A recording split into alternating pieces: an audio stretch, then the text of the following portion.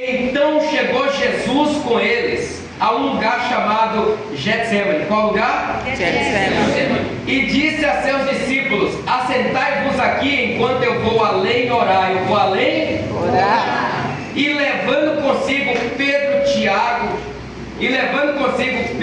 e os dois filhos de Zebedeu, eu já adiantei, começou a entristecer-se e a angustiar-se muito. Então lhes disse: a minha alma está cheia de tristeza até a morte. Ficai aqui e vigiai comigo. E indo um pouco adiante, prostrou-se sobre o seu rosto, orando e dizendo: meu Pai, se é possível, passa de mim este cálice, todavia não seja como eu quero, mas como tu queres. E voltando para os seus discípulos, achou-os adormecidos e disse a Pedro: então, nenhuma hora pudestes vigiar comigo? Vigiai e orai, para que não entreis em tentação. Na verdade, o espírito está pronto, mas a carne é fraca. Amém? Pode tomar assento. Meu Deus. Aleluia. Meus queridos irmãos, vou ser objetivo, vou ser rápido e não vou enfadar vocês. Vamos sair daqui depois que participar do corpo e do sangue do Senhor Jesus, mas vai sair daqui com a palavra também. Amém? Amém. Nós precisamos uma palavra aqui dizendo a palavra de Getsemane. Só grava isso. O que é Getsemane? Getsemane é um jardim, é um vale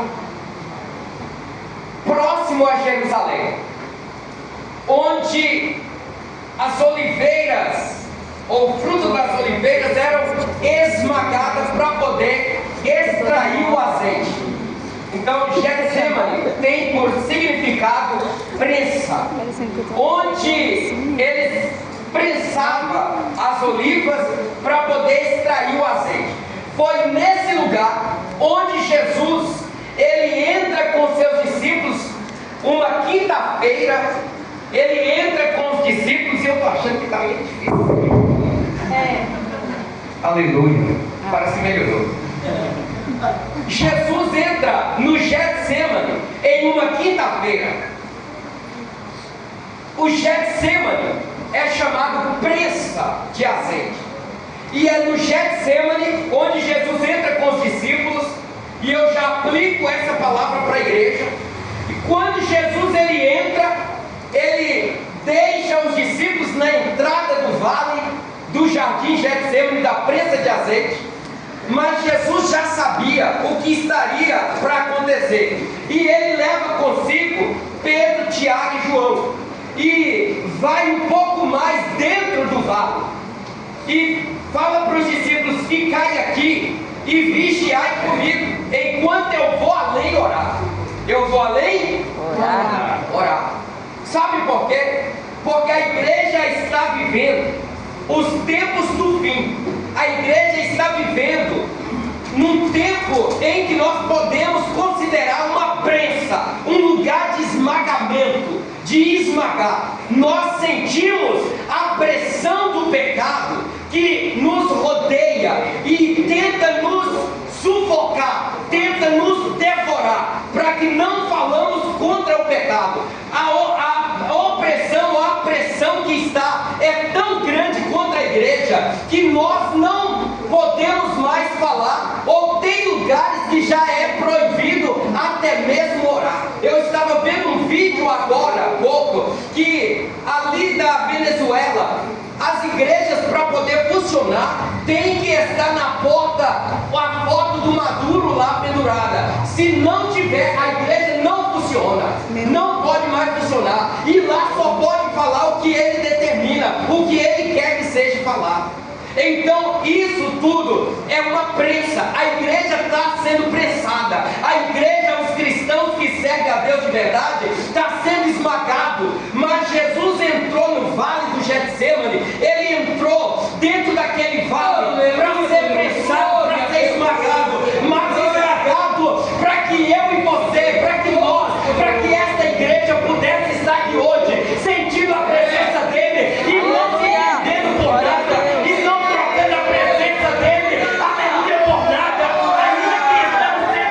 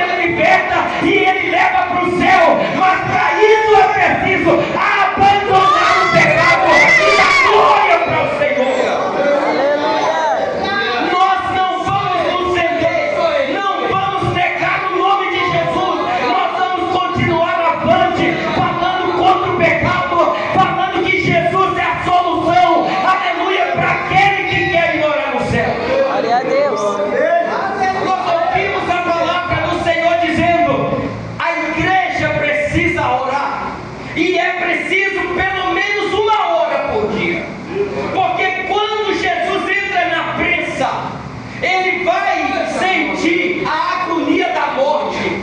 E quando ele está sentindo a agonia da morte, e é tão intensa e é tão forte, que os polos do corpo de Jesus se abrem, e ao abrir o suor que sai com sangue misturado, e a palavra diz que cai no chão grandes gotas de sangue, e esse sangue já era a prenúncia, aleluia, de que ele estaria indo para a cruz do Calvário, sendo ali crucificado, ferido as suas mãos, os seus pés, ali o seu lado, a cabeça de uma coroa de espinho, e o sangue que estava sendo derramado é para purificar o teu pecado e o meu pecado, é para que sejamos lavados e remidos pelo sangue do Cordeiro, para poder estar aqui hoje e daqui e morar no céu.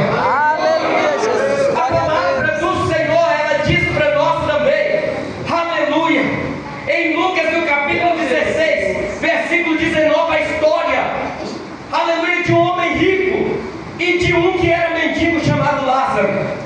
E quando esses homens estão vivendo, o mendigo deseja alimentar com as migalhas que caem, aleluia, da mesa daquele homem rico. Ele ficava à porta daquele homem rico, e todas as vezes que ele passava para jogar o resto de comida fora, as migalhas que caía, ele pegava para comer, para alimentar. Mas aquele homem rico não dava nada para ele. Chegou um dia que Lázaro, o mendigo, morre. E quando ele morre, ele acaba de morrer, os anjos vêm, pega ele, leva e coloca no seio de Abraão. Mas passando o tempo, aquele homem rico também morre. E quando ele morre, ele é sepultado e ele desce direto para o Hades, para o inferno.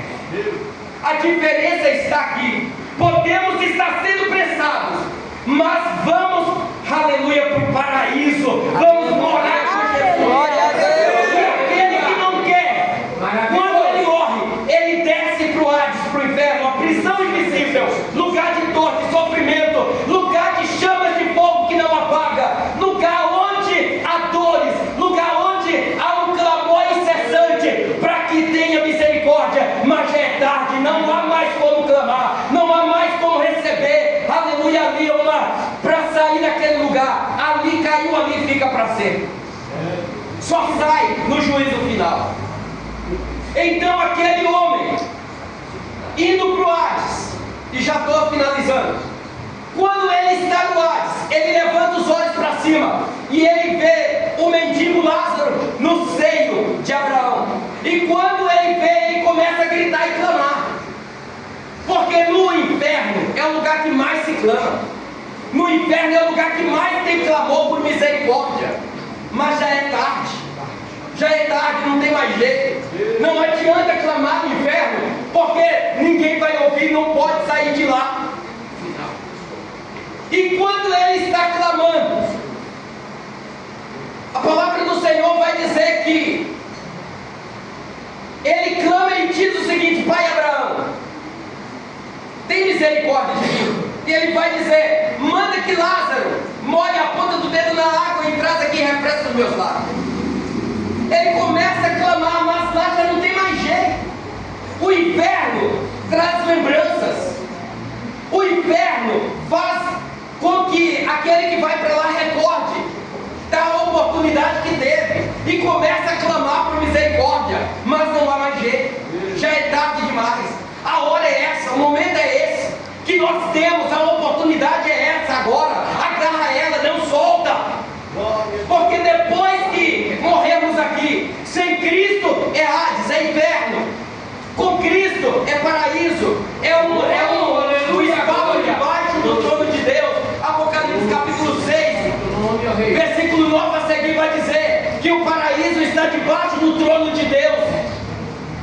Mas aí o rico está clamando e dizendo: molhe o dedo. Abraão diz: não tem mais jeito. Quem está aqui não pode passar para aí. Quem está aí não pode mais voltar para cá. Aí ele começa a dizer: Pai Abraão, manda pelo menos um dos mortos ressuscitar e ir lá na casa do meu pai. Irmãos, não adianta mais. Nós temos a oportunidade aqui. Quem morreu está sujeito depois da morte juízo, não ressuscita mais. E ainda se ressuscitasse, já pensou aqui pregando a palavra. Imagina se um morto chega, aí eles não vão aceitar mesmo. Então não tem mais jeito. Eu quero já embolei a mensagem, vou finalizar agora para não tomar muito tempo. Mas eu quero só liberar uma palavra para a igreja hoje. Aguente a pressa. Aguente a perseguição. Continue falando de Jesus. Continue falando que o pecado leva a pessoa para o inferno. Ela não aceita Jesus, ela vai para o pecado, ela vai para o inferno. Continua falando para a pessoa que Jesus salva. Continua falando que Jesus liberta. Aleluia. Continua falando que Jesus tem um céu preparado para quem quer. Mas se não quer, tem um inferno também preparado para ele. E agora, a vontade de Deus para a igreja é a vossa santificação.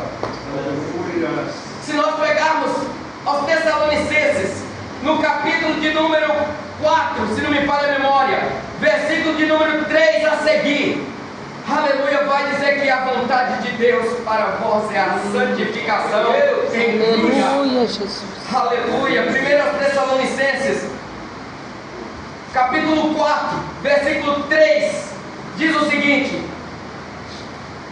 porque esta é a vontade de Deus, a vossa santificação, que vos abstenhais da prostituição e de todo tipo de pecado. Essa é a vontade de Deus para a igreja.